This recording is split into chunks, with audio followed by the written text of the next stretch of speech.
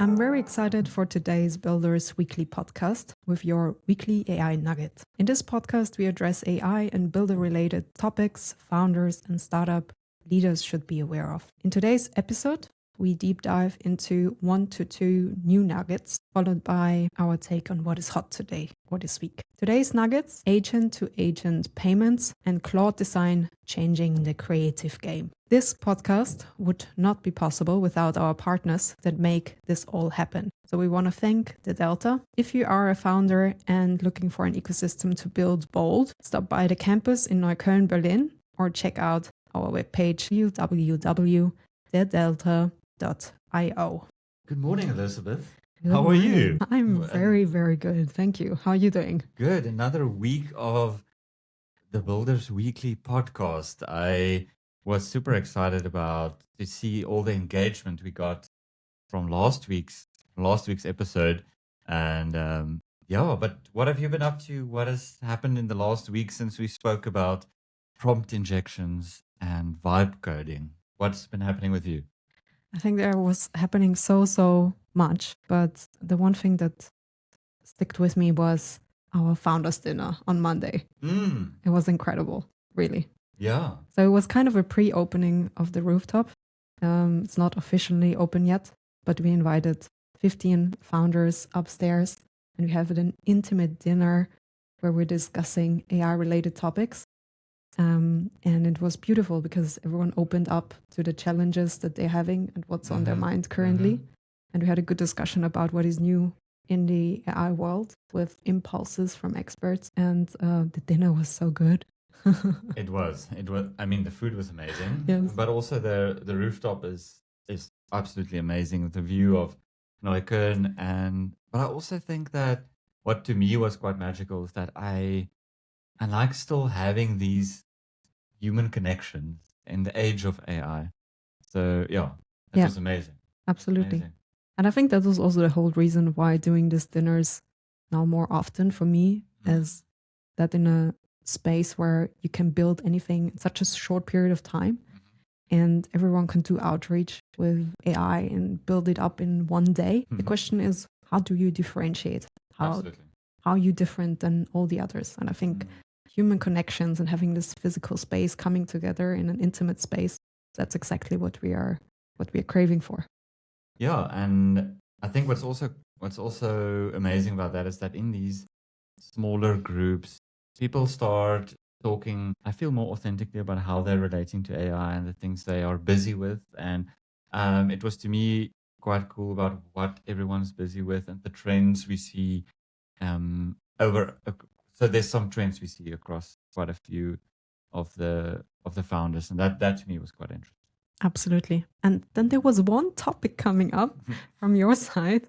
You talked about agents and agents being able to pay. So agent to agent payments. And maybe that's also something we could dig deeper into right now. Yeah. I think that what sparked that for me is we actually saw that AWS is doubling down on agent payments and providing agent payment infrastructure with Agent Core. And basically what that means is you can now have AI agents that can buy and sell services or products from each other without humans at all involved with that. I know I experimented with that a little bit on my LinkedIn. I built with Claude. I built two agents that can autonomously exchange payment with each other.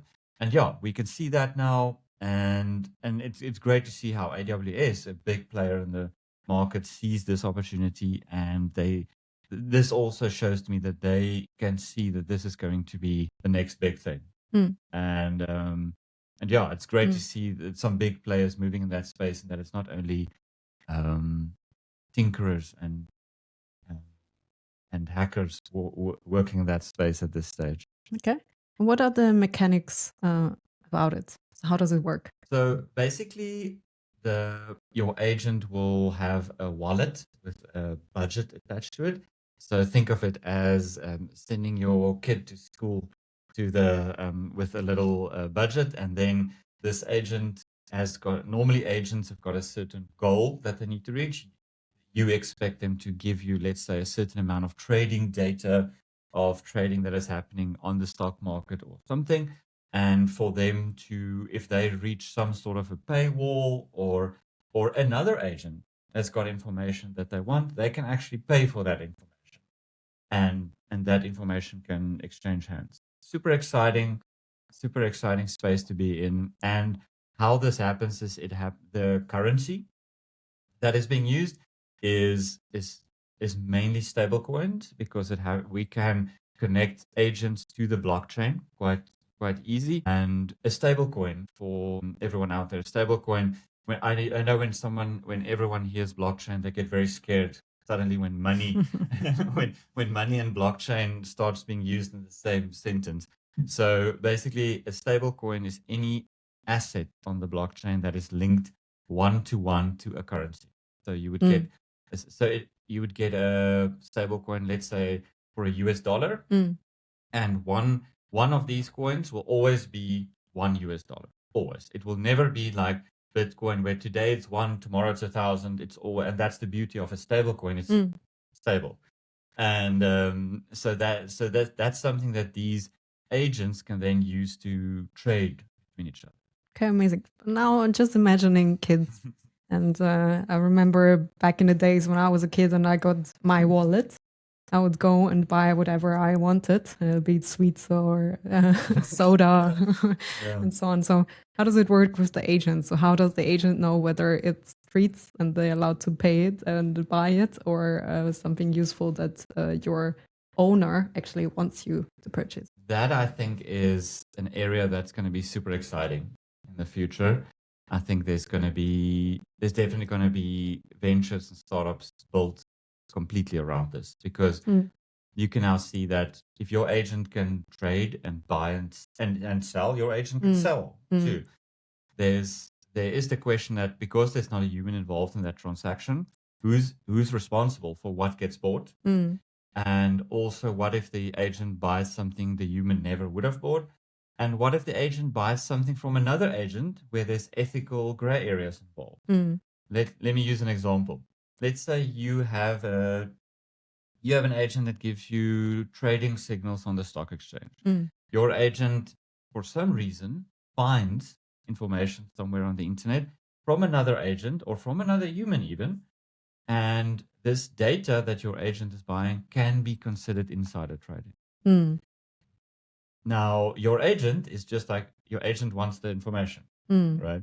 So I think what we're going to see in this, so this is just the first step with AWS now delving deep into creating these infrastructure for payments. I think the next layer is going to be where we have certain agents that are reputable agents and certain agents that are not. Agents will start to have reputations, and agents will start to be vetted, and you will be able to say that my agent can only buy from agents that have the following accreditation or rating, something. Yes. And that's where I think it's going to be a super exciting space opening up for new ventures. Absolutely. To essentially help agents not buy things that they shouldn't buy and buy from other agents that are reputable. Yeah, that makes sense. Yeah.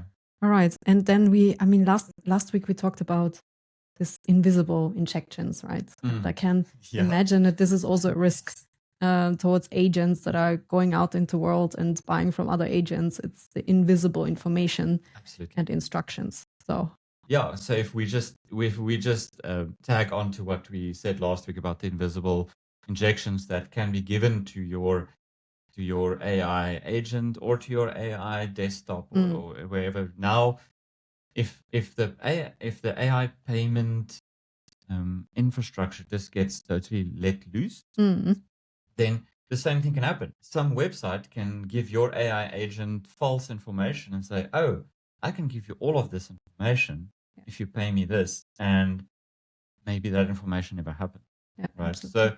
So yeah, there is. So I'm preempting that we are going to see a lot of questionable and bad press from these AI agents, where people are going to be like, these AI agents did all these things wrong.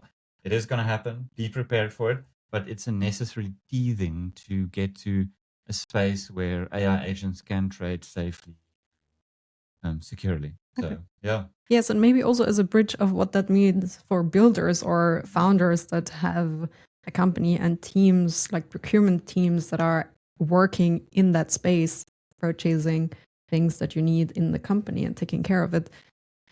There probably a new profile also will appear. There are new requirements for teams to understand what permissions to give to agents and which not, and then administrate those permissions for the agents. Absolutely. I think there's going to be an interesting dynamic happening when agents start buying from procurement managers. When procurement managers and people in procurement start interacting with agents, I think that's going to be super interesting. And I think the next layer that's going to happen is these procurement managers are essentially going to build their own agents to interact purely with other agents. I think the agent sitting inside a company who only does sales to other agents is going to become a role. So I think we're definitely going to see that role expanding as well. For sure. Great. And talking about procurement teams and purchasing of tools and stuff, let's talk about Claude Design, because it might replace a lot of tools that we are currently using. Yeah, so going from the very financial numbers to the very creative pictures. Absolutely, yes. So this podcast really gives you everything, right? It's really like from the one to the other. Yeah, Claude Design has been coming up in quite a few conversations, not only here on campus, but in conversations we've been having with founders. I think it actually came up last night as well. It came up in my previous webinar where Claude Design is, people are really hungry for what is this new Claude tool. So excited about. They're really excited. I see a lot of founders super excited about it because it gives them a tool that they can use on a daily basis, makes them better. Yeah, so just a little bit of context of where Claude Design fits into everything. So from the beginning, when Claude started, Claude AI, they were very much focused on the coding world. They were very much like a building tool. Claude Code was the first one who exploded onto the scene as something where you can really push code and build, and normal people can build things with. Yeah, sure. Other providers had it as well, but I think Claude Code was the first one who went like, we do code. And they did it very well. And they, from the beginning, they didn't go into images. They didn't go into any other things. I know like Gemini, ChatGPT, you can create images. I mean, there were all these memes where you can make a cartoon of yourself and everything. We burnt a lot of rainforests creating cartoons of ourselves, but Claude Code from the beginning was like, we're not doing that. And now they released Claude Design, which is actually a really great product. If you're a founder, basically you can now design landing pages, presentations, pitch decks, brand design guidelines. All of that can be designed through prompting. And I always say Claude Design is doing for design what Claude Code did for coding. That's how I see it. Where now Claude Design can understand your context and everything. And through that context, you can now create, like I said, pitch decks, landing pages, all of that for your web page. And I think the nice thing is that Claude Design can do a seamless handover to Claude Code. So Claude Code can build what Claude Design has designed for you. Yeah. Okay. I want to do a double click on context in a moment, but maybe before everyone listening here and wants to try it out and goes to the desktop version of Claude, it's not there yet, right? So it's a beta version and you only find it in the browser. Yeah, in the browser platform.claude.com. If you have the pro version, it would be on the left-hand side. You will see your Claude Design. And that's also where Claude normally releases their beta things on the browser first. Yes. So yeah, that's where you can find that. Perfect. And then to the double click on the context, because there was also a huge discussion in our dinner on Monday around the brain and the context that you give to your AI to actually build. And that is also true for designs, right? Yep. So for presentations and so on, you need to have certain guidelines that you give in order for the AI to run into the right direction and not creating more work for you than it actually solves for you. So what's your take on that? How is the best way to set up context? What does a founder, a builder need to consider when wanting to go down the line of having a context, the brain? So the context brain is a hot topic these days as well, because everyone who is using a lot of AI is finding themselves re-explaining things to their AI, and to me the context brain is something that I feel should live separately from whatever LLM you're using, Claude or ChatGPT or whatever. So yeah, there's quite some. I feel that is a podcast episode almost on its own. It's just how to create a second brain. Yes, absolutely, yes. But the beauty for me about having created this second brain is that then your Claude Design can reference that. Your Claude Design can form part of the context. So the actual look and feel of your company's assets, your company's brand guidelines, all of that form part of your whole context brain. And then your Claude Code can pull from that. Okay. And I think that is something where it eliminates something that I see a lot. I just, for all the designers out there, I don't know if this is the correct term. I normally just refer to it as brand creep, where you build something and you change just a little bit every time you make something visual. And then 6 months from now, you're like, this brand is not at all what it used to be. So when you have your Claude Code, you can have context in the Claude Design. That is just amazing. Amazing. Yeah, I mean, we all remember the times when we were still creating PowerPoint or slide design masters, and then we're handing it out in the organization and everyone was working on them. And then everyone created like a slightly different version depending on who operated. And in the end, you had probably 50 different versions of the originally intended slides. And I think it's very similar in this case, just that you produce even more and more output because nowadays everyone can. So it's even more important to have this context with the brand guidelines that give a railroad, that give exactly the framework that people can move within. All right. Any other word on Claude Design? I think there's a webinar coming up where you go a bit more into detail and show maybe also a use case, right? Yeah, so on the 21st of this month, one of our lead UX designer will join us in a webinar, and he will show you a lot of tips and tricks with Claude Design. So definitely do not miss that one.